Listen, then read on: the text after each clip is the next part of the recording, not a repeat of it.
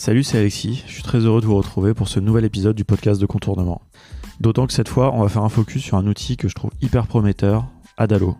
Alors Adalo, c'est un app builder qui vous permet de créer des applis mobiles natives, c'est-à-dire que vous allez pouvoir les déployer sur les stores, et qui offre vraiment pas mal de fonctionnalités, malgré que ce soit un projet qui est encore jeune. Alors pour en parler en profondeur, j'ai invité Lucien Tavano et Louis Devomas, deux no-codeurs expérimentés de la communauté francophone, et qui ont déjà réalisé quelques applications en utilisant Adalo. Je vous laisse avec cette conversation, vous allez découvrir leurs analyses sur cet outil qui s'est vraiment très rapidement imposé comme un incontournable dans la communauté no-code, et qui j'espère vous permettra de réaliser votre prochain side project. Bonne écoute. Ok, alors c'est parti. Bonjour Lucien, bonjour Louis. Salut Alex, salut Louis. Je suis très content de vous avoir sur le podcast de Contournement. C'est la première fois qu'on a l'occasion de discuter ensemble à l'antenne, j'ai envie de dire. Eh oui. Et donc, on va discuter d'Adalo. Donc, Adalo, qui est un outil, qui est un app builder qui permet de faire des applications mobiles, mais pas que. C'est ce qu'on va pouvoir revenir un peu là-dessus. Et c'est un outil, je pense qu'on peut dire qu'on aime tous les droits beaucoup, qui est un outil qui est jeune. Gros coup de cœur, ouais. Donc voilà, on pense qu'il y a beaucoup de potentiel et c'est pour ça qu'on a envie d'en parler aujourd'hui un petit peu tous les trois, le faire découvrir aux gens et voir un petit peu ce qu'on peut faire avec, ce qu'on peut pas faire avec, quelles sont les limites, où est-ce que ça va être vraiment utile. Et donc voilà, évoquer un petit peu tout ça, voir ce que vous avez fait avec. Avant de commencer, je pense que c'est pas mal de se présenter, de vous présenter. Lucien, peut-être en premier, si tu veux nous dire un petit peu quelques mots, d'où tu viens, ton background, est-ce que tu as un profil technique ou pas? Ouais, bien sûr, avec plaisir. Donc, Lucien, j'habite à Paris et je suis no-codeur à plein temps. Je pense que ça se dit maintenant. Je bosse principalement pour AirDev. Donc, il y a une agence spécialisée Bubble et j'étais développeur pour eux. Maintenant, je suis plutôt programme manager. Et après, je fais du freelance aussi en direct avec des clients ou via des agences, mais où là, je suis vraiment le développeur. Et donc, principalement du Bubble, mais depuis peu aussi du Adalo. Et du coup, on en reparlera. Et puis après, j'ai quelques petits side projects. J'ai un background ingé et école de commerce, mais pas dev. Donc, j'ai vraiment débarqué dans ce monde-là après une première startup tech que j'ai montée où il y a eu l'histoire classique, on monte une équipe, on lève des fonds, ça marche pas trop, frustration, et c'est là que j'ai découvert le no-code, et ça a été une révélation depuis. Ok, et alors Louis, à toi, à ton tour. Donc du coup, moi je suis marseillais, pas d'origine, mais de cœur depuis 2012. Mon background, c'est que historiquement, j'ai fait des études de finance, donc rien à voir, et puis je me suis lancé dans le web via un de mes amis qui m'a recruté dans sa startup en 2010. Et depuis, j'ai toujours beaucoup bidouillé, beaucoup appris dans constante, vraiment toujours constant apprentissage. Et je suis aussi no-codeur à plein temps, même si je reste dans mon métier traditionnel un petit peu sur la gestion de projet, parce que je suis freelance au sein du collectif Digital Village. Et j'ai des missions de gestion de projet, mais aujourd'hui, j'oriente de plus en plus mon freelancing sur du no-code parce qu'il y a de plus en plus de demandes. Et mes outils de prédilection sont plutôt Adalo, Typeform ou du Webflow et du WordPress un peu. Et voilà. Et aujourd'hui, c'est vraiment ma passion. C'est depuis qu'on a découvert le monocode, j'en parle encore plus, mais c'est vrai que je fais ça depuis longtemps et j'adore, quoi. C'est une découverte. Okay. Tu fais pas du tout de Bubble, du coup, Louis. Ça va être intéressant, du coup, d'avoir ton avis sur Adalo. Alors, Bubble, en fait, j'ai tenté une startup pendant 1 an avant de devenir freelance. Donc, j'ai été responsable produit chez Digitic pendant 7-8 ans. Et après, je me suis lancé dans une aventure entrepreneuriale avec un associé et j'ai tenté un peu Bubble. Et j'ai un peu eu les mêmes écueils que quand j'ai tenté d'apprendre le code et ça doit être mon côté flemmard et j'ai pas réussi à aller jusqu'au bout parce que Bubble, il y a quand même une grosse courbe d'apprentissage. Et j'ai tenté plusieurs fois, hein, mais je suis jamais allé au bout parce que mon but c'était de faire vraiment du lean, de l'itération, itération. Et j'y arrivais mieux avec des outils un peu plus accessibles, un peu plus où je pouvais mieux bouger les choses. Et du coup, c'est vrai que le Bubble, je me suis pas mis du tout. Ah, c'est intéressant effectivement parce que je pense que c'est une comparaison qui va forcément un peu revenir puisque Bubble c'est un peu le leader dans la catégorie des app builders, on va dire. Ouais, c'est pas que ça, non, c'est vraiment le même public, celui qui s'intéresse à Bubble que celui qui s'intéresse à Adalo, ce qui n'est pas forcément le cas sur d'autres outils no-code où ça va être à chaque fois on en reparlera pour des use cases précis ou quoi, mais alors que là, c'est vraiment la même typologie d'utilisateur qui peut faire énormément de choses. Non, carrément. Et ce qui est intéressant, c'est de voir que c'est des partis pris très différents. Forcément, Adalo, ça arrive 7 ans après Bubble.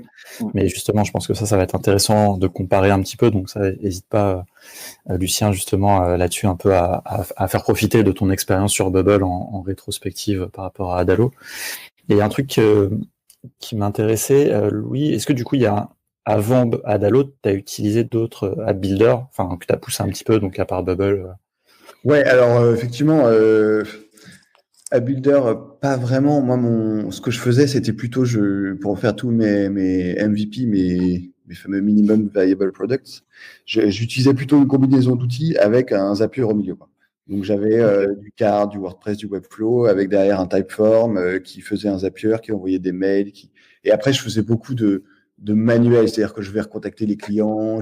Voilà, j'étais pas encore dans une logique d'une app qui faisait toute ma logique, ce qui était Bubble au départ, mais comme j'avais pas encore sur ma startup, j'avais pas encore mon produit fini, je savais pas exactement ce que j'allais vendre. C'est pour ça que je m'étais pas encore lancé dans du Bubble.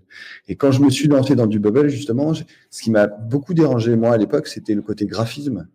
J'avais envie de faire un truc propre et j'arrivais pas à le faire avec Bubble, et c'est ça en fait qui m'a vachement bloqué. C'est pas la logique que j'avais plus ou moins assimilé, c'était vraiment le côté graphique. J'arrivais pas à rendre un truc responsive propre, quoi. Ouais, ça effectivement, c'est une des difficultés un peu avec Bubble.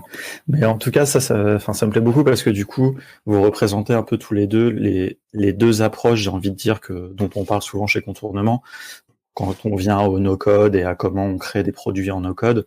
Il y a un peu l'approche, on va dire, un peu intégrée, c'est-à-dire Bubble qui se suffit à lui-même, qui a tout un écosystème où on peut tout faire en Bubble, ou alors l'approche combinaison d'outils et où on va aussi réussir à vraiment à tester des hypothèses en mode lean, comme tu disais, vraiment créer son MVP sans construire une plateforme unique, mais juste en combinant des outils. Donc ça, c'est très intéressant. Et justement, on va voir un petit peu comment Adalo peut s'inclure là-dedans. Est-ce que Adalo peut suffire à lui-même? Est-ce que Adalo doit s'inclure ou peut s'inclure justement avec d'autres outils, quoi. Avant qu'on passe un peu justement à ce que vous avez fait avec Adalo, je voulais juste rappeler un petit peu donc quelque chose sur Adalo.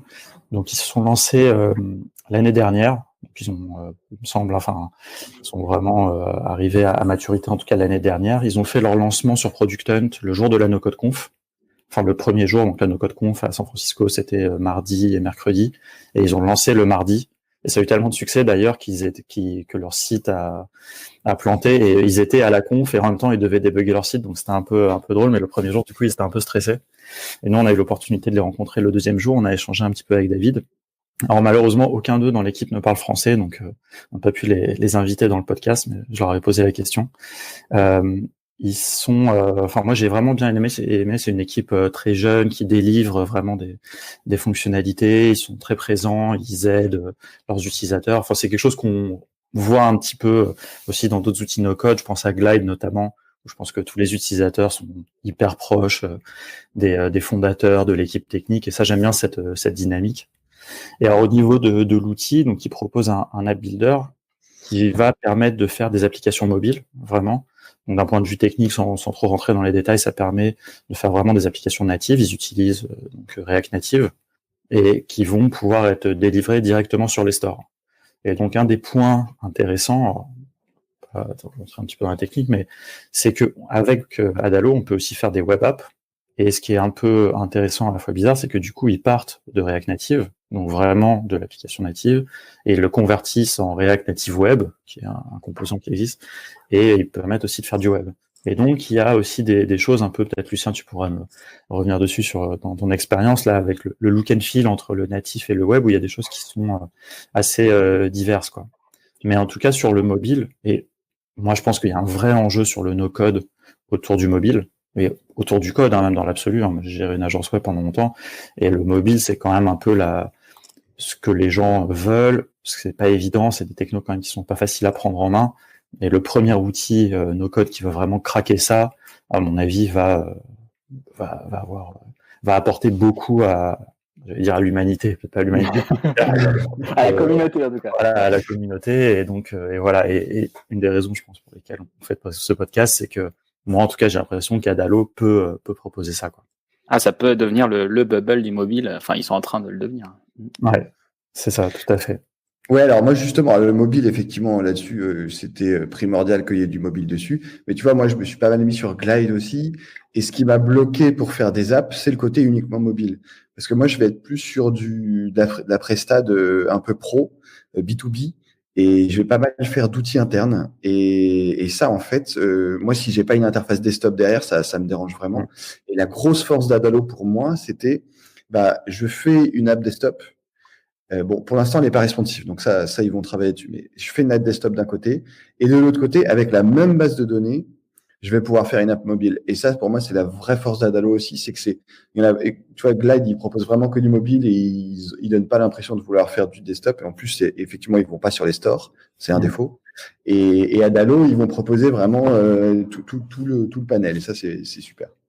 Ouais, effectivement, cette fonctionnalité, là, cette première fonctionnalité que tu évoques, là, qui est de partager une base de données entre plusieurs applications, web app ou applications natives, ça je trouve que c'est un des trucs vraiment très intéressants qu'Adalo propose. Hyper puissant, et du coup on est frustré d'un truc là-dessus, c'est que si on développe notre app mobile, on peut partager certes la base de données, mais on est obligé de reconstruire une web app aujourd'hui. On ne peut pas, alors que pourtant les technos ont l'air vraiment les mêmes, on ne peut pas réutiliser l'app mobile pour la web app. Ouais. C'est un petit peu dommage. Ils ont fait ça tellement facile de partager la base de données. Et après, ils font un effort assez quand même conséquent de pouvoir faire une web app. Ouais, c'est vrai que j'ai l'impression qu'un peu leur use case, c'est un peu celui que tu décrivais, Louis, c'est-à-dire des apps, une appli mobile qui est complètement distincte de la web app. Oui. Dans le sens où ça serait une web app desktop, moi, comme je l'imagine, de back-office, d'administration, de maintenance, et puis une appli mobile plutôt client-utilisateur, quoi. Ou alors, si on imagine, je sais pas, de refaire Uber, tu pourrais avoir une app mobile pour les chauffeurs, une app mobile pour les utilisateurs, et une app administration desktop pour le staff d'Uber qui pilote le truc, quoi. Un intérêt, sans vouloir aller trop d'avance sur la suite de ce dont on va discuter, mais un intérêt d'une web app, c'est aussi d'avoir une page accessible aux gens qui n'ont pas l'appli mobile. En fait, si tu veux partager une page depuis ton mobile vers quelqu'un qui n'a pas l'appli, théoriquement, pour avoir une web app, c'est la route vers ça, quoi. Ouais, ça, c'est avoir des URL accessibles. Exactement. Ce qui n'est pas encore le cas, hein. On en parlera dans les limitations. Donc, c'est pas encore faisable, mais c'est y est presque, puisque si on arrivait à diriger vers la bonne page, en tout cas, avec la web app, on pourrait. Alors, moi, mes apps mobiles, je les ai jamais publiées sur les stores, je les utilise en web app, sur mobile. Ouais, d'accord. Mais en fait, c'est juste que leur URL est cachée, mais elle existe. Ouais. Après, c'est sûr que par contre, si tu fais un lien depuis l'application, ça marchera pas sur le desktop, je pense. Sur le mobile. Sur le mobile. Ouais. Ok, on va revenir un petit peu sur ces points-là. Alors, avant de continuer, justement, je voulais vous nous donner un petit peu des exemples de ce que vous aviez pu construire avec Adalo, même si c'est le début, il n'y a pas encore forcément beaucoup de projets, mais je pense qu'en France, vous êtes parmi des gens qui ont déjà construit et mis en production des applications avec Adalo. Donc, dites-nous un petit peu, peut-être Louis, pour commencer. Alors moi, la première appli que j'ai faite, en fait, ce qui s'est passé, c'est que j'avais des clientes qui avaient besoin d'une app plutôt desktop, qui était en fait, c'est un job board avec des filtres et surtout des éléments que tu dois cacher en fonction des profils, parce que tu avais 3 profils différents. Un truc pas hyper complexe, mais qui nécessitait quand même pas mal de fonctionnalités. J'étais parti sur Bubble justement en mode moi je vais m'y remettre et ça va y aller. Et puis j'ai passé 2-3 jours dessus, j'ai vu que j'allais exploser mon temps et du coup mon devis n'était plus du tout cohérent. Et en fait, j'ai découvert Adalo, j'étais passé dessus assez rapidement. Ils s'étaient pas encore lancé sur Product Hunt. Je suis tombé dessus un peu par hasard via Twitter. Et je me suis dit, OK, là, ça a l'air super. Du coup, je me laisse 2 heures et je vois si potentiellement, en gros, je voulais faire un POC. Et si en 2 heures, j'y arrive, je lance dessus, quoi. Effectivement, en 2 heures, j'ai répliqué les fonctionnalités principales que je voulais. Et après, après, il y avait pas mal de taf dessus parce que tu as toujours du refinement et tout. Mais globalement, j'ai pu lancer l'app en 1 semaine en mode super propre.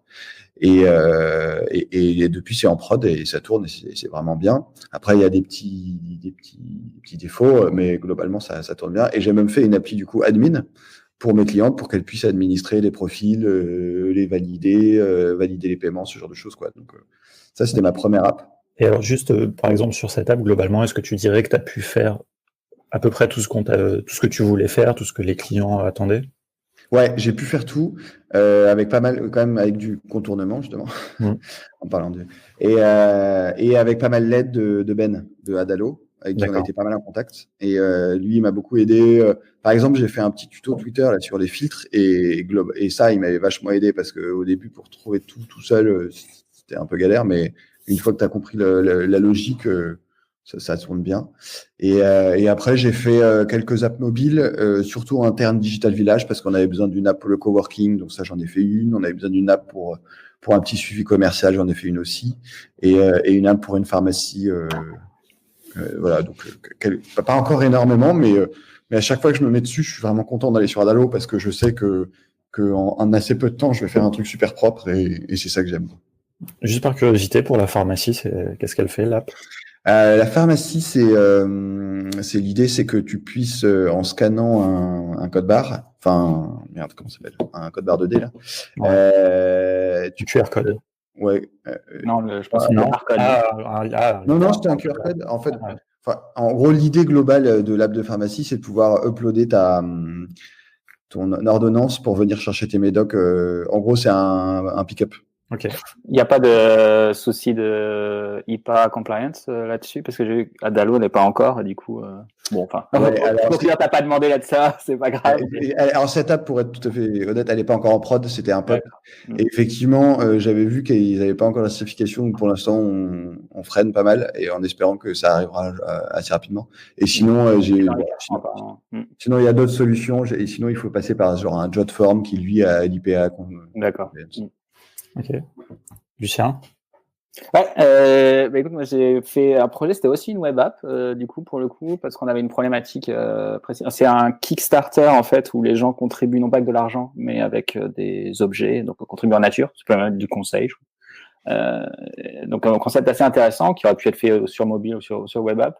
Et en fait, ce qu'on voulait, c'était pouvoir partager directement un projet vers le monde extérieur. Donc on est parti plutôt sur une web app pour avoir, et enfin, on pouvait pas, depuis Adalo, on pouvait pas attraper l'URL parce qu'on peut pas avoir de JavaScript qui va t'attraper l'URL que tu peux envoyer, etc. Donc, en utilisant, comme on peut publier ça sur un nom de domaine, on pouvait du coup après utiliser derrière Cloudflare qui peut intégrer les solutions de partage comme Sharevis, Advis, Add2Any, etc. et qui là arrive à attraper l'URL. Du coup, ça permettait de partager une page précise d'un projet. Donc j'ai un peu le même sentiment que Louis. C'est à chaque fois, je suis content de me mettre sur Adalo. C'est vraiment un plaisir. Il y a plusieurs choses, la visualisation, comment on voit tous ces écrans d'un coup, comment on est un peu comme moi j'utilise beaucoup Sketch aussi pour mes maquettes, etc. Et on a un peu le même façon de naviguer entre les écrans, de pouvoir zoomer, dézoomer. Alors Sketch est un peu plus smooth encore, mais on a vraiment ce plaisir-là.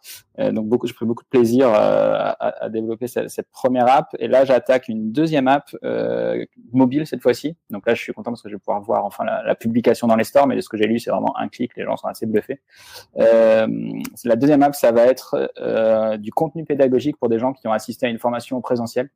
Et donc, ils ont accès que au contenu pédagogique de la formation qu'ils ont suivie ou des formations qu'ils ont suivies. Et après, il y a une espèce de chatroom avec les autres étudiants qui ont suivi la même formation.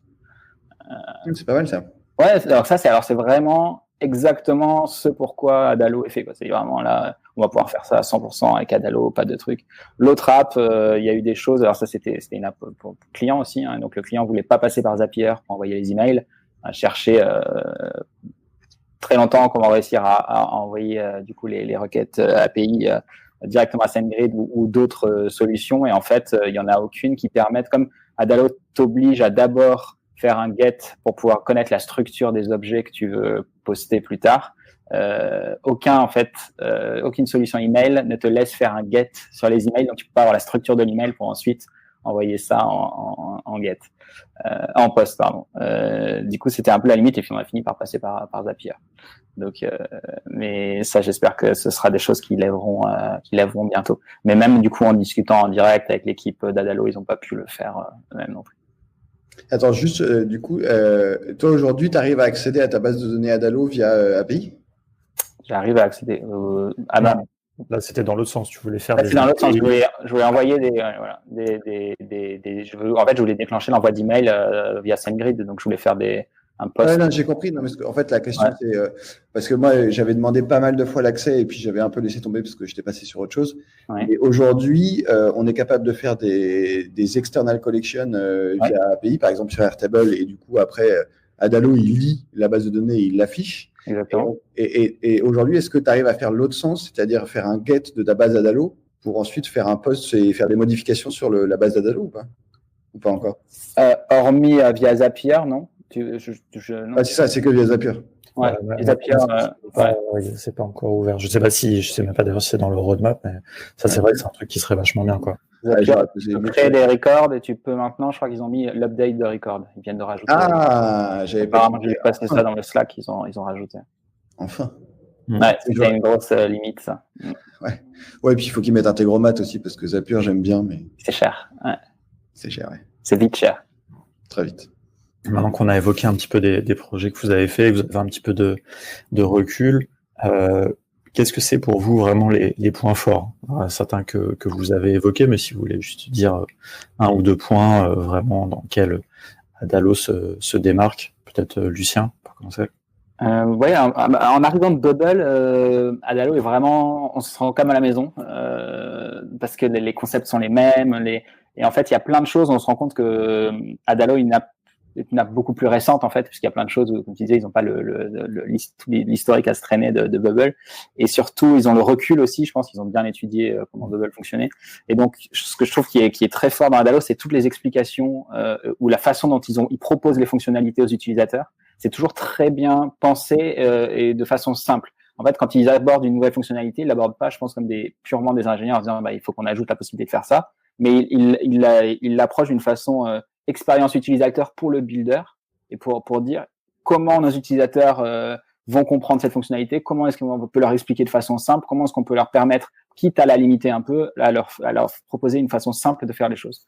Donc, ils ont toujours cette approche-là, et notamment pour le design de la base de données. Je pense qu'ils ont fait un travail assez extra pour expliquer les relations entre les bases, entre les tables, le fait que les choses soient maintenues automatiquement. C'est vraiment très très bien fait. Il y a beaucoup moins de questions sur la structuration d'une base de données qu'il y en a sur Bubble dans la communauté. Donc c'est vraiment des explications quali. La façon aussi, on en a parlé un peu, dont on voit tous les écrans et dont se fait le design. Après c'est du mobile, donc c'est forcément un peu plus facile que du web, où Bubble a beaucoup de choses à gérer, permettre que les choses passent les unes sous les autres, etc. Ça, il y a beaucoup moins ces questions-là à se poser, donc c'est assez facile sur Adalo. Et puis on l'a évoqué, mais l'équipe, alors là c'est les débuts, donc ils arriveront peut-être pas à rester à ce rythme-là quand il y aura plus d'utilisateurs, mais l'équipe est extrêmement présente sur le forum, sur le Slack, extrêmement réactive. Je sais même pas comment ils continuent à trouver le temps de développer leurs produits, parce que on a l'impression que toute l'équipe fait du customer support.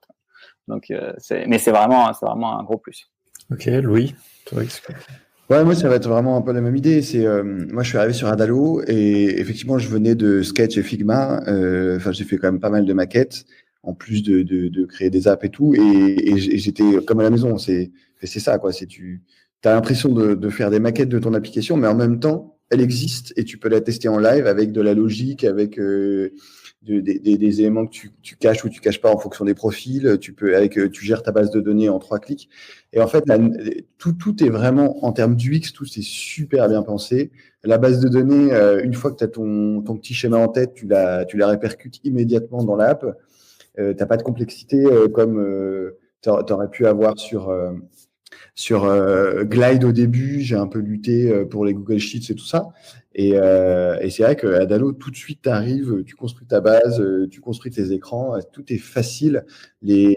Tous leurs éléments préfaits sont déjà super propres. T'as pas grand-chose à faire pour avoir une appli vraiment belle. Et ça, c'est vraiment l'énorme avantage. Et pareil, l'équipe.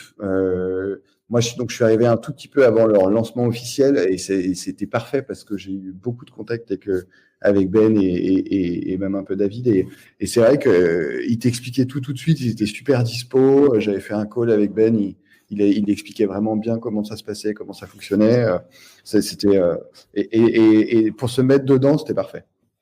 Ouais, d'ailleurs, pour rebondir sur un point que tu disais, Louis, quand je scope une app pour un client sur Bubble, je fais les maquettes avec Balsamiq. Tu vois. Là, j'ai scopé des apps Adalo. J'ai fait directement les écrans dans Adalo parce que c'est aussi rapide, c'est voire même plus rapide que faire mes maquettes sur Balsamiq ou Sketch. Donc, pour discuter avec le client, voilà exactement à quoi votre écran va ressembler. J'ai pas du tout fait la logique derrière, mais c'est aussi rapide. Donc, c'est pour dire à quel point c'est rapide de faire l'interface.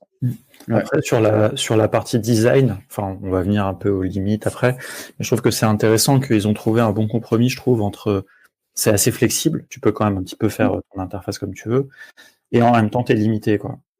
Et je trouve que, justement, vous avez cité tous les deux, deux outils, Glide et Bubble, et moi, je trouve que Adalo est quelque part au milieu, même si c'est pas forcément une ligne droite du tout entre Glide et Bubble, mais c'est des partis pris très différents, et je trouve que Adalo arrive à prendre des partis pris très intéressants et très forts de Glide sur certains points, par exemple le design limité, on choisit que, en gros, une couleur principale, et puis après on a quelques éléments comme ça qu'on peut personnaliser, tout en étant quand même beaucoup plus flexible, parce que Glide, clairement, je veux dire, on est enfermé dans un schéma d'application. C'est un peu du hack, honnêtement, non, Glide. La base de données, le côté base de données, c'est du hack. Alors que Adalo, c'est de la programmation avec vraie base de données. Ouais. Et d'ailleurs, je pense que Glide, à terme, ils sont un peu à risque. D'ailleurs, on l'a vu là. Google, là, ils vont adapter leur base de données, leur API. Et si jamais tu migres pas sur la V3, rien ne fonctionnera. Donc bon, eux, ils vont le faire parce que tout base dessus. Mais c'est vrai qu'à terme, ils sont pas à l'abri que Google fasse des énormes limitations sur leur API. Change le pricing de Google Sheet. Et ils se retrouvent derrière le bec dans l'eau, quoi. Ouais, je sais pas si, ça, c'est vrai que c'est une question récurrente un peu après avec les outils no-code, la dépendance aux outils. Et par exemple, dans Glide, on est dépendant à deux outils, quoi, à la fois Google Sheets et à la fois Glide, et puis l'interconnexion entre les deux. Mais en même temps, là, quand il y a eu ce truc sur les API, bon, on fait une petite digression sur Glide, mais c'est quand même intéressant. Moi, je pense que c'était pas un problème. Je pense que chez Glide, ils savaient depuis bien longtemps de toute façon qu'il fallait qu'ils migrent. Peut-être qu'ils l'ont même déjà fait. En fait, on le sait pas, mais peut-être que leur code est déjà ready pour la V4, ou je sais plus où ils en sont là dans l'API Google Sheets. Enfin, bref, c'est intéressant. Mais moi, ce que je trouve dans Glide qui est intéressant, c'est que la base de données dans Google Sheets aussi apporte toute la puissance de Google Sheets. Vous voyez ce que je veux dire? C'est les formules de Google Sheets. On peut faire des choses incroyables quand même en réalité dans Google Sheets. La puissance de Glide, c'est que tu arrives et que tu connais déjà la moitié de l'outil. Parce que... Ouais, voir. Après, moi, je dirais qu'au contraire, moi, j'ai découvert beaucoup de fonctionnalités dans Google Sheets grâce à Glide. Grâce à la communauté de Glide et des fonctionnalités. En fait, Google Sheets, c'est quand même incroyable. Et à ce niveau-là, sur Glide, on a moins de fonctions de traitement des données, de calcul. On n'a pas... Oui, bien sûr. Non, c'est faire. Effectivement, et c'est une bonne transition sur les limites d'Adalo. Moi, je me retrouve souvent à devoir lier un Airtable à Adalo parce que je veux des fonctionnalités de calcul ou je veux des fonctionnalités de remontée de données en fonction d'autres données, des calculs de prior tax, ce genre de choses. Et c'est vrai qu'aujourd'hui, bon, les formules simples, tu peux les faire dans Adalo, mais dès que tu as un peu de complexité, tu es obligé de sortir. Et c'est effectivement là où la force de Glide avec un Google Sheets derrière. Mais je pense qu'Adalo, à terme, ils les amèneront, toutes ces fonctionnalités. Mais c'est vrai qu'il faut qu'ils les reconstruisent à chaque fois. Bien sûr. Et alors, je veux bien savoir un petit peu plus, parce que ça, j'ai jamais testé, sur la fonctionnalité d'utiliser Airtable comme base de données pour Adalo. Donc, ça veut dire, par exemple, que si dans ta colonne Airtable, tu as une formule, donc tu peux faire des ajouts depuis Adalo dans Airtable? Alors, ça fonctionne. Comment ça fonctionne un petit peu? Ouais, voilà. Alors, en gros, ta base de données externe, elle est purement lecture. C'est-à-dire, tu ne pourras pas du tout agir dessus et tu ne peux pas faire de relation entre ta base de données externe et ta base de données interne. Et ça, c'est une grosse limite parce que tout ce qui est user, tout ça, tu ne peux pas faire de relation pure. Tu pourras jouer que avec les always visible ou sometime visible. Et ça, c'est vraiment un point négatif pour moi. Et parce que certes, tu peux accéder à Airtable, du coup, tu vas pouvoir faire de la lecture sur Airtable et donc avoir une app de lecture de ton Airtable avec des calculs, Alors par contre, les pièces jointes ne fonctionnent pas aujourd'hui. Donc si tu ajoutes une pièce jointe, par exemple, moi j'avais fait sur l'appli de coworking, j'avais ajouté des factures, et tu peux pas les afficher directement sur Adalo. Ok, dommage. Ça arrivera à terme, mais pour l'instant, c'est pas le cas. Et effectivement, tu peux les afficher avec. Ah oui, non, c'est parce que c'est un fichier PDF, un truc comme ça. Ouais, exactement, parce que c'est un PDF. Après, oui, tu peux mettre une URL et tu peux bidouiller comme ça en mettant une URL. Ça, j'avais réussi à le faire. Et ça aujourd'hui, donc il y a que quelques champs qui fonctionnent. Si ta table elle est trop grosse, moi j'ai remarqué que tous les champs remontent pas. Donc ça fonctionne, mais c'est pas encore le top, quoi. Donc je préfère qu'ils le construisent en natif dans Adalo parce que ça sera toujours plus propre. Ouais. Donc aujourd'hui, moi je m'en sers quand même. Mais par exemple, j'ai voulu monter une app pour un projet là, chez DV. Mais c'était des calculs assez complexes dans Airtable et en fait, il y a eu avec les champs dates, il y a eu pas mal de problèmes côté Adalo. Bon, ils les ont corrigés à terme, mais tu sens que là-dessus c'est encore early stage, quoi. D'accord. Ils l'ont publié pour montrer que c'était possible, que ça venait. En plus, je pense que c'était quelque chose qui était très demandé dans la communauté. Je pense qu'en plus c'est une feature. Je sais pas, mais moi j'ai l'impression que d'un point de vue stratégique, peut-être que c'est aussi un petit truc par rapport à Glide. Parce que Glide, dans la communauté Glide, il y a énormément de gens qui demandent aussi à se connecter plutôt à Airtable qu'à Google Sheets.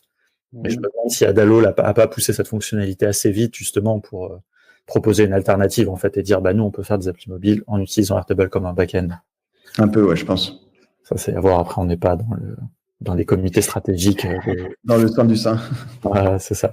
On pourra leur poser la question à l'occasion. Ok, alors sur les limites, si on continue un petit peu, voilà, pour être juste aussi et quand même pas faire non plus qu'un tableau idyllique de l'application. Ouais. Lucien, qu'est-ce que tu... Ouais, j'en ai pas mal quand même. Une première qui est assez frustrante quand tu arrives sur du mobile d'un point de vue design, c'est que tu peux pas faire de carrousel aujourd'hui, ce qui est quand même un peu dommage dans l'expérience utilisateur. Et je trouve que c'est quand même quelque chose qu'ils pourraient rajouter. Je vois pas ce qui les en empêche. Techniquement de rajouter ça, c'est un peu le truc frustrant quand tu arrives quand tu veux faire ton UX. Je veux dire, globalement, je trouve qu'il y a pas énormément de composants visuels dans. Ouais, exactement. Dans ce qu'on appelle la custom list, tu peux pas faire grand chose. Ouais. Et voilà, j'attends quand même avec impatience un peu le carrousel pour pouvoir proposer des trucs un peu sympas. Après, sinon, ce qui est assez frustrant, c'est qu'aujourd'hui, t'as pas de state, donc t'as pas de choses purement côté client. T'es obligé de tout faire passer par ta base de données si tu veux cacher, afficher un bouton, changer l'état d'un bouton. La seule façon, c'est de passer par la base de données, à l'exception de la valeur qu'il y a dans les inputs ou les choses comme ça que tu peux changer. Mais sinon, t'es obligé de passer par la base de données, donc c'est moins performant. Hein. Ça limite pas mal la logique de ce que tu peux faire sur les écrans. De la même façon, t'as pas de logique de workflow.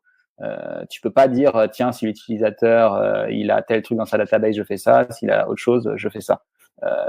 En fait, tu te retrouves du coup à multiplier les écrans et ça te fait il faut que tu penses à des choses où t'as pas du tout à penser quand tu es sur du Bubble, par exemple. C'est que là, t'as à multiplier les écrans pour pouvoir faire tous les chemins conditionnels logiques que tu veux, tu vois, parce que tu ne peux pas mettre de logique dans tes workflows.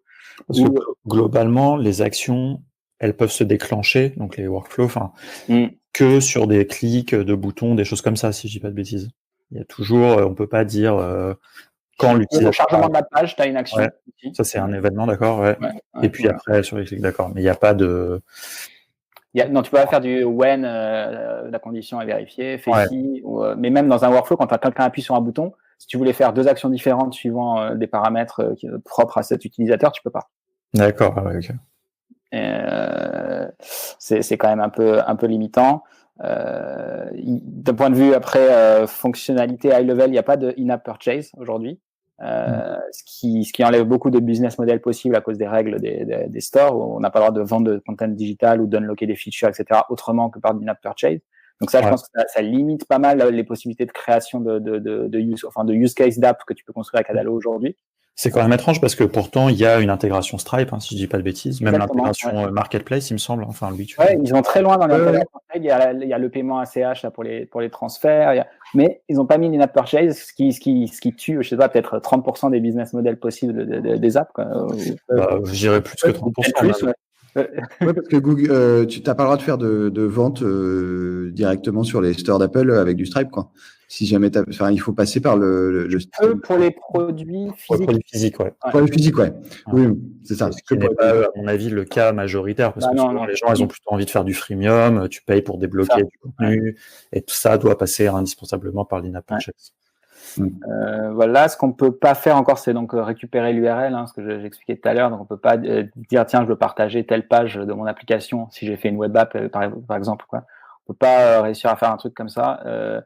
Même si on a construit la web app, on peut pas manuellement reconstruire son URL, en fait, où on pourrait pas la connaître et la stocker en base. Donc ça, c'est un peu, ça paraît un truc avancé, mais en fait, c'est assez simple et c'est un besoin qu'ont souvent les gens de vouloir partager une page précise, un profil précis, quelque chose comme ça. Effectivement, c'est assez limité, mais moi, j'ai vu que les pages avaient des ID spécifiques. Tu peux quand même aller sur une page avec l'ID spécifique. Exactement, mais comment tu le fais de façon programmatique, dans le sens comment je connais cette URL, cette ID, comment j'y ai pas accès en fait programmatiquement. Et du coup, je peux pas le reconstruire. Ouais. Et une chose après qui est plus un bug aujourd'hui, mais qui est une vraie limitation, c'est quand tu copies-colles des écrans, tu fais c'est génial, je peux copier-coller les écrans. Ça marche très bien dans Bubble. On peut même copier toute la logique, etc. Et alors on se retrouve dans Adalo. Alors non seulement ça marche pas, c'est-à-dire qu'on copie, les écrans sont copiés visuellement, mais tout ce qui est Magic Text, etc. ne marche pas. Et en fait, on s'en aperçoit pas, et c'est la source de beaucoup de bugs, parce qu'en fait visuellement ils sont là, mais en fait ils sont cassés, il faut les refaire. Donc tu vas avoir le truc qui est en place, bon c'est bon, ça va tout bien coller, et en fait non, il faut refaire les Magic Text, les trucs. Et c'était horrible. Et du coup, en fait, c'est pas le problème que ça marche pas, c'est que ça marche pas, mais tu crois que ça marche. Et du coup, c'est assez frustrant. Enfin, c'est ce qui m'a causé le plus de frustration dans l'app que j'ai construite pour l'instant. C'est à chaque fois de retrouver où étaient les bugs dus à ça, en fait. Ouais, et il y a aussi en termes de placement des éléments. Moi, j'ai fait beaucoup sur les mêmes écrans, j'ai fait des affichages conditionnels en fonction, parce que j'avais des statuts en base de données, enfin des sortes de statuts, genre isAthlete ou machin. Ouais. Et du coup, je faisais des affichages conditionnels. Et le problème, c'est que du coup, je me retrouvais pas mal à faire des surimpressions. Et alors là, tout est pété en termes visuels. Ça fonctionne pas. Si tu mets un élément sur un autre, tu veux dire. Ouais, il faut les mettre l'un sous l'autre. En fait, il faut les mettre l'un sous l'autre, mais dans un certain sens. Et puis, il faut que ça se colle, mais que ça se colle pas, parce que sinon, ça va à droite et à gauche. En fait, le placement de tendant est un petit peu aléatoire, quoi. Si tu commences à faire des choses un peu complexes, il faut y aller vraiment petit bout par petit bout. Il y a autre chose qui est pas très naturelle, j'ai trouvé. C'est par exemple, tu as une page. J'avais des projets avec le projet qui est quelqu'un qui est créateur et quelqu'un qui est contributeur. Si je veux, donc j'ai pas de problème sur ma page projet pour afficher ces deux personnes. Et si je veux faire un clic sur l'une des deux personnes pour afficher son profil, en fait, je suis obligé d'avoir créé deux pages profil, parce que je peux pas choisir. En fait, je peux pas réussir à dire à Adalo quel est l'utilisateur que je veux afficher dans la page. On peut pas envoyer de paramètres, en fait, dans les URL ou dans la page. Donc, en fait, comme les deux utilisateurs sont rattachés au projet, quand on clique sur un utilisateur, Adalo ne sait pas lequel c'est. Donc, en fait, la seule data qui passe à la page suivante, c'est le projet lui-même, mais pas l'utilisateur sur lequel j'ai cliqué. Du coup, je suis obligé d'avoir deux pages, et une page où j'affiche le contributeur, une page où j'affiche le créateur du projet. Et quand je clique sur tel bouton, j'envoie sur la page créateur. Quand j'envoie sur la page l'autre bouton, j'envoie sur la page contributeur. Donc, je me suis retrouvé à faire deux fois la même page profil pour y accéder de deux boutons différents pour afficher deux données différentes. Ouais. Et tout ça, ça pourrait être résolu. Et ça pourrait être résolu justement avec les fameux states, enfin les états, quoi. Disons de pouvoir passer des paramètres. C'est pas vraiment les états là. Non, c'est plutôt les paramètres dans l'URL. Mais ça, je sais pas si ce serait dans l'URL, mais ou en tout cas de dire à Adalo, j'ai cliqué sur tel utilisateur, c'est telle data que je vais envoyer à l'autre écran. Donc on se retrouve à faire des trucs. Voilà, on se retrouve en fait, parfois on a l'impression de faire du PowerPoint où tu dupliques les trucs, tu fais des copies pour changer. Comme si tu faisais ton app sur PowerPoint et que tu faisais deux écrans exactement identiques avec juste un bouton qui a changé et que d'un point de vue utilisateur, il a l'impression de rester sur le même écran. Mais en fait, tu te retrouves à faire les mêmes choses sur Adalo. Tu construis ton app de la même façon. Par exemple, tu veux faire une tabulation sur ton écran, mais en fait, tu caches pas des blocs sur ta même page. En fait, tu fais plusieurs pages et l'utilisateur, lui, ne verra pas qu'il est en train de changer de page. Il aura l'impression d'être juste en train de changer de tab. Donc, c'est du PowerPoint de ce point de vue-là. Ça, je pense que c'est des trucs qui vont améliorer, j'espère, parce que c'est pas le truc le plus. Après, c'est pas forcément mauvais parce que c'est très accessible pour les gens, du coup, d'un point de vue compréhension.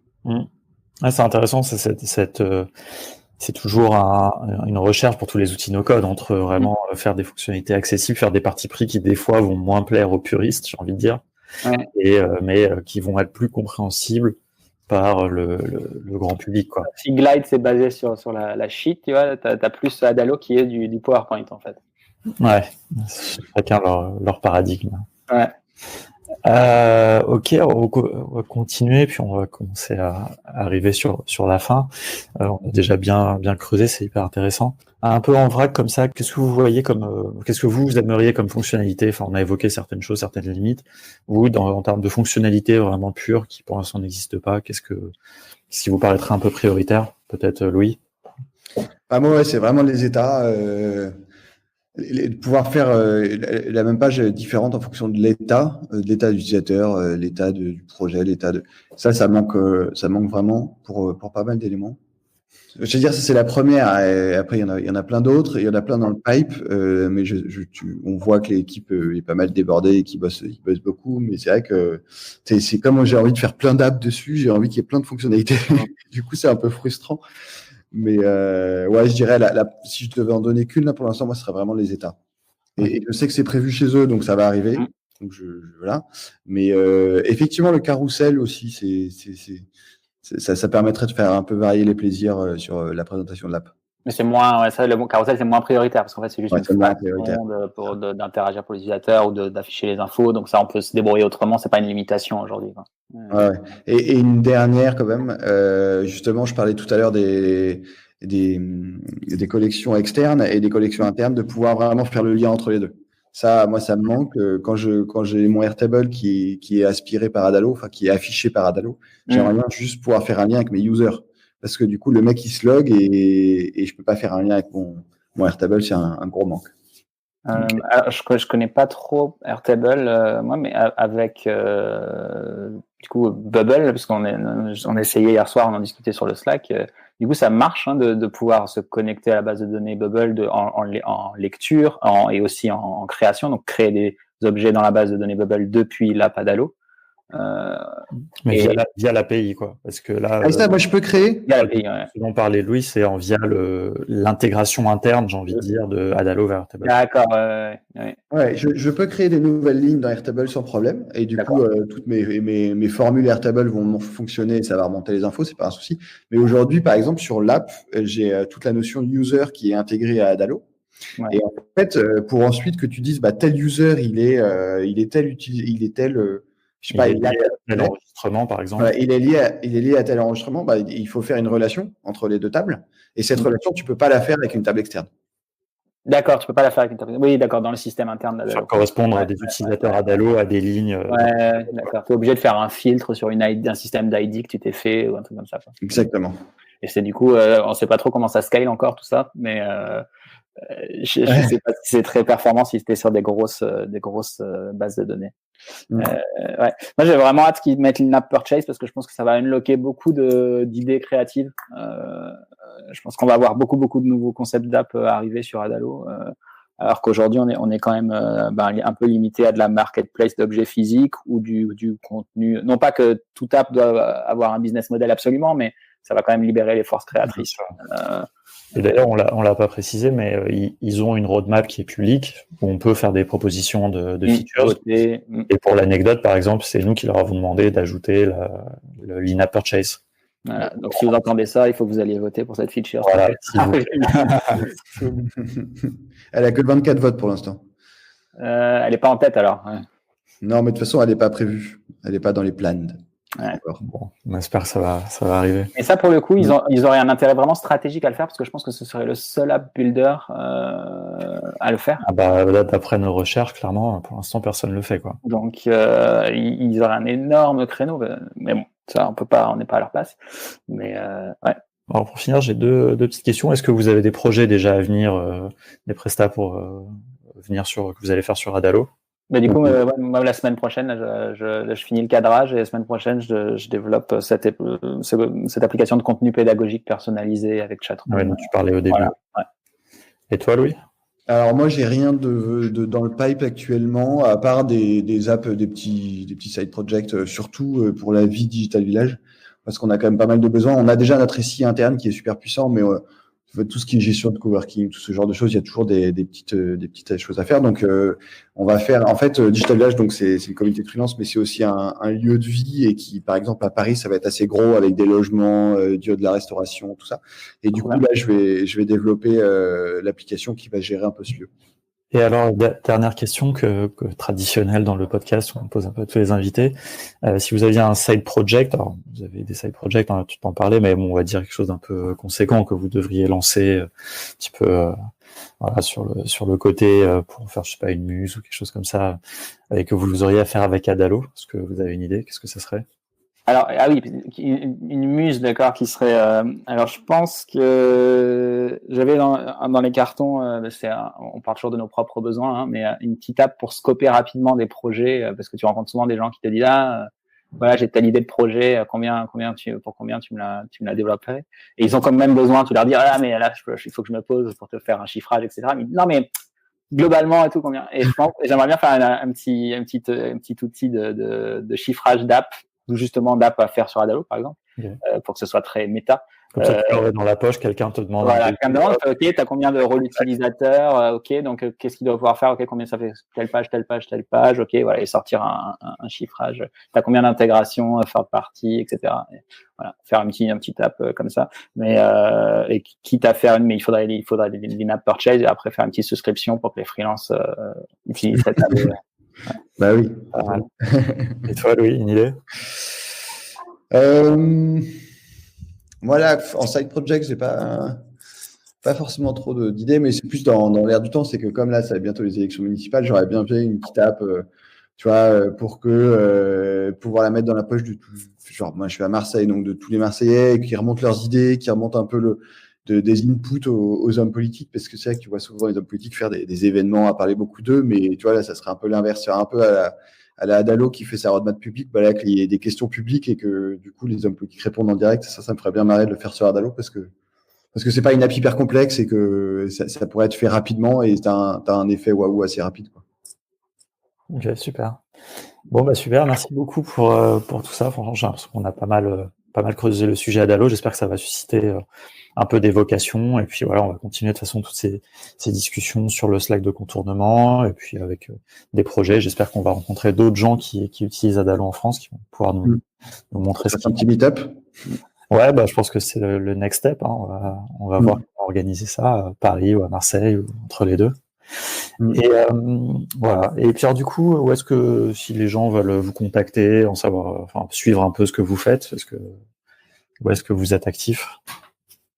Alors moi, je suis assez facile à trouver sur le forum de Bubble. Je suis dans le Slack de contournement, dans le Slack d'Adalo, donc vous me trouvez un peu partout. Et j'ai un compte Twitter, mais je suis pas hyper actif. Mais si vous me pinguez là-bas, je répondrai aussi.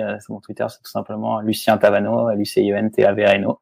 Et sinon, ouais, je pense que dans le milieu du no-code, on n'est pas dur à trouver. Ouais, je pense effectivement, on fait vite le tour. C'est sympa aussi du coup d'avoir une petite communauté. Et moi, je suis plutôt actif sur Twitter, donc @LouisDV. Et sinon, Slack de contournement, Slack d'Adalo, je les ai ouverts en parallèle de mon Slack Digital Village, donc je suis toujours dispo là-dessus aussi. Cool. Et puis sur Twitter, tu postes des petits tips sur Adalo, donc c'est. Ouais, et j'essaie d'en mettre un peu régulièrement, ouais. C'est sympa, oui. Et je me demandais si un jour tu nous feras un retour si tu te remets à Bubble après avoir fait du Adalo, est-ce que du coup tu vas avoir des choses, tu vois, qui vont t'apparaître complètement évidentes maintenant et tout. Je pense que dans l'autre sens, c'est intéressant aussi comme chemin. Ouais. Je pense que j'y retournerai sur Bubble parce qu'ils vont forcément, avec tout le mouvement no-code en 2020 là, et en 2019, je pense qu'ils vont forcément évoluer. Et il y a un moment donné où je vais vouloir faire un truc plus complexe et je vais être obligé d'aller sur Bubble et du coup, je te dirai si je souffre ou pas. On fera un épisode follow-up, vraiment battle Bubble versus Adalo. Sachant qu'ils marchent très bien en combinaison, du coup, parce que des choses que tu peux pas faire dans Adalo, tu déclenches un endpoint Bubble et après tu vas faire toute la complexité que tu veux derrière avant de rebalancer ça dans Adalo, quoi. Ouais, effectivement. Ouais, j'ai un peu sauté la question un peu sur l'écosystème et tout parce qu'on n'a plus beaucoup de temps, mais effectivement, je pense que ça, j'aimerais bien faire un retour, j'aimerais bien tester. Et là, cette discussion qu'on a eue, là, ça fait 2 semaines un petit peu qu'on fait des recherches, utiliser Bubble en back-end, Adalo plutôt en client, j'ai l'impression qu'il y a un truc vraiment chouette à faire là-dessus, quoi. Ouais, il manque encore la petite fonctionnalité dont on n'a pas parlé de third-party authentication dans Adalo, mais ça, apparemment, c'est dans leur roadmap bientôt parce qu'ils savent que ça va débloquer beaucoup de choses. Ouais. Et Louis, tu voulais dire un dernier truc, désolé. Non, mais c'était ça exactement ce que tu voulais dire, c'est que je pense que moi, ce qui m'a bloqué sur Bubble, c'est pas la logique que je trouve assez puissante, c'est vraiment le côté front qui me dérangeait. Mais du coup, c'est vrai que tu peux tout à fait imaginer un bubble en back-end. Mais alors, en back-end, j'ai aussi découvert, on pourra en reparler à d'autres occasions, mais un truc qui s'appelle BuzzyWork qui a l'air assez puissant aussi. Et donc ça je vais creuser de ce côté-là pour faire un petit back-end un peu puissant aussi. N'hésite pas à nous partager tes retours là-dessus sur le Slack. Ouais, pas de souci. Super. Et ben, merci beaucoup à tous les deux. Passez une bonne journée. Merci, Lucien. À très bientôt pour les nouvelles aventures NoCodesk. Merci Alex. Ouais, merci. À bientôt Louis. Salut. Salut.